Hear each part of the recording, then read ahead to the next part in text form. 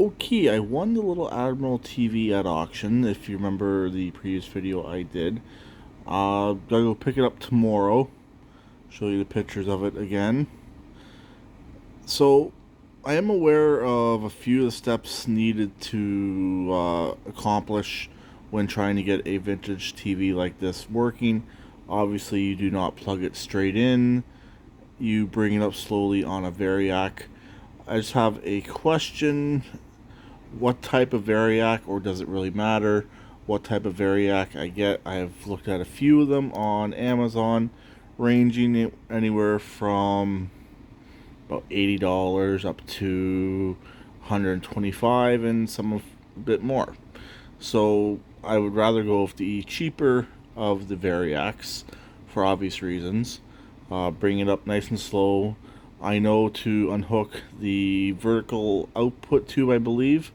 The basically you want to disconnect power to the actual CRT, bring it up slowly, you will get sound, and then reconnect the high voltage.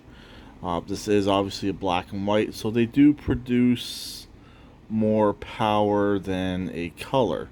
A black and white is more dangerous than a color TV.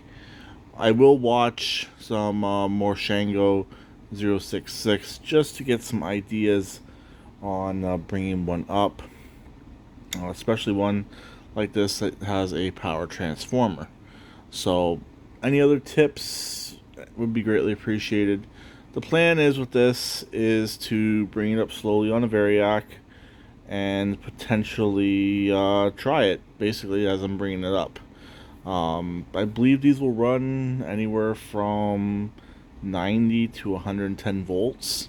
So bringing it up on the variac, bringing it up nice and slow over time.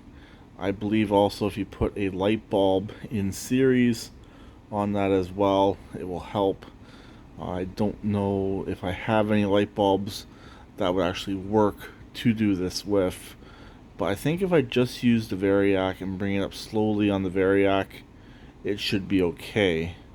Some of the variacs I was even looking at do have dual plugs on them. I don't think anything like that. I think just a standard one, bring it up nice and slow. Let all the capacitors reform.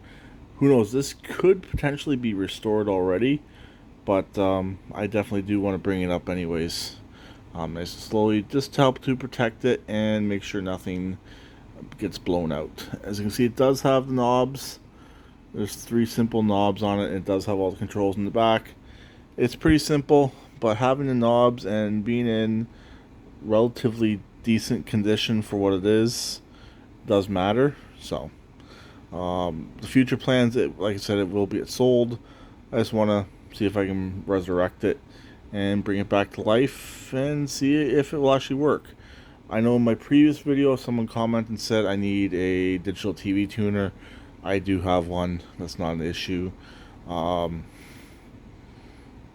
yeah, that's all depends on if it will actually even work. It'd be kind of cool if it was already pre-restored. You never know with something like this. So any tips, hints, ideas? I know some people just use light bulbs. Some people just use variacs. I think a variac would be easier than running light bulbs. But should I run a light bulb in series when bringing this up? Let me know. I think just running the variac will be perfectly fine. But there we go. It's coming home tomorrow, and when it gets here, I'll get a video of it. Most likely, it has not been plugged in quite some time, so everything should be fully discharged. It shouldn't really be too big of a deal to reach in there and disconnect. But clearly, when working on something like this, be careful. And don't be stupid, don't be reckless. And make sure you have somebody else around you if you're unfamiliar with working on something like this, just in case something does happen. So, remember, vintage TVs can kill. Be very careful. I'll talk to them later. Please keep it redneck like always, and please subscribe and comment.